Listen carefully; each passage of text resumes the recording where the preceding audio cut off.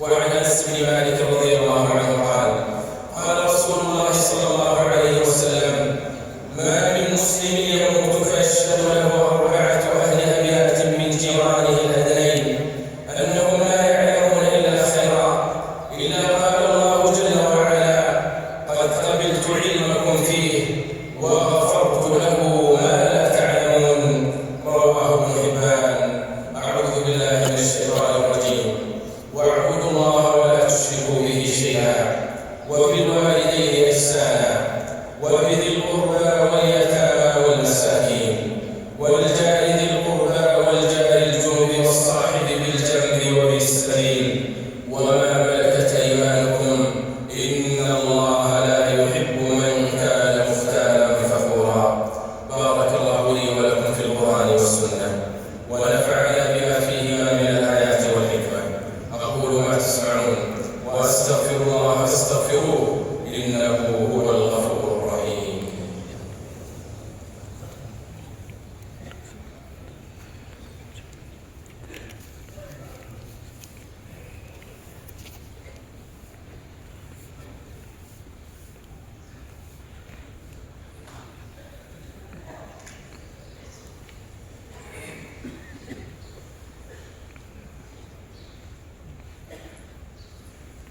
الحمد لله على إحسانه، والشكر له على توفيقه وامتنانه، والصلاة والسلام على نبينا محمد وعلى آله وأصحابه وأتباعه وأعوانه.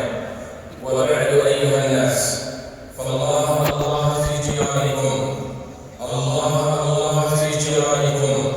أدوا الواجبات والحقوق التي فرضها الله عليكم، وأحسنوا صحبة الجار، وراعوا حرمة الجار وإن جار. ألا وإن من حقوق الجار الصبر عليه، وتحمل الأذى منه، وغض البصر عن حرمه وعوراته، والصفح عن هفواته وعزلاته، وعدم تتبع عثراته. ومن حقوق الجار الكف عن الأذى، فمن تطاول على جاره حرم بركة داره، وعلى قدر الجار تكون قيمة الدار. نعوذ بالله من جار السوء في دار المقامة، تخون عيناه وتسترق السمع أذناه، إن رأى خيرا دفنه، وإن سمع شرا أذاعه، فنعوذ بالله منه. ومن حقوق الجار السلام عليه عند لقائه، وعيادته إذا مرض وزيارته، وتعزيته في المصيبة ومواساته، وعدم كشف ستره وهتك ستره. راعي حقوق الجار في كل ما حدده الله وأوصى به، وزره في الصحة مستبشرا، وعده في السقم وأوصى به.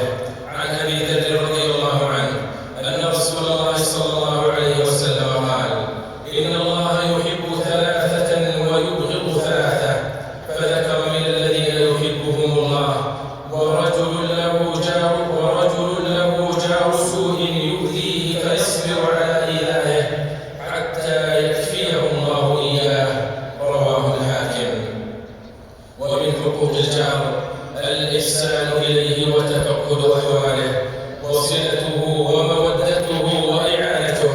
عن أبي ذر رضي الله عنه قال: قال رسول الله صلى الله عليه وسلم: يا أبا ذر، إذا طبخت مرقة فأكثر ماءها، وتعاهد جيرانك. رواه مسلم. أيتها المسلمات، الله في جيرانكم.